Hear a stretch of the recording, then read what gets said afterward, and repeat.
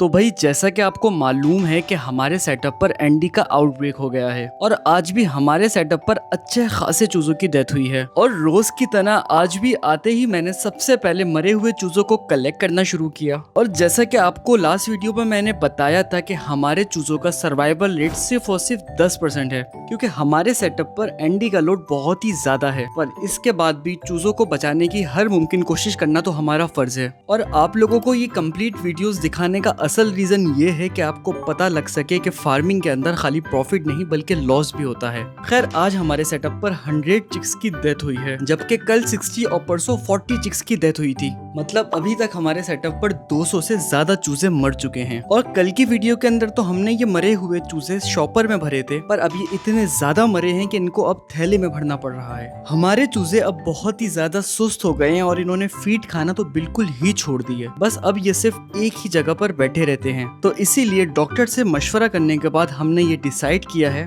कि हम इन चूजों की वैक्सीन कर दें, क्योंकि पिछले 12 दिन से सारी सपोर्टिव मेडिसिन यूज करने के बाद भी ये मोर्टेलिटी कंटिन्यूसली चल रही है। और वैक्सीन के बाद 50-50% चांस है, यानी कि या तो हमारे चूजों की इम्यूनिटी डेवलप हो जाएगी या फिर हमारा ये सारा फ्लॉक खत्म हो जाएगा। अगर इन चूजों का नेक्स्ट पार्ट देखना चाहते हैं तो वीडियो को लाइक कर देगा। साथ ही अगर आप मुझसे पोल्ट्री फार्मिंग सीखना चाहते हैं तो हमारा फार्मिंग का कोर्स भी बाय कर सकते हैं, जिसकी फीस है 2500 रुपीज। और मुझे खुद फार्मिंग करते हुए तकरीबन 7 साल हो गए और साथ में हमारी डिग्री है वो भी BS पोल्ट्री साइंस की है। कोर्स की मज़ीद डिटेल के लिए आप हमारी टीम के व्हाट्सएप नंबर पर कॉन्टेक्ट कर सकते हैं।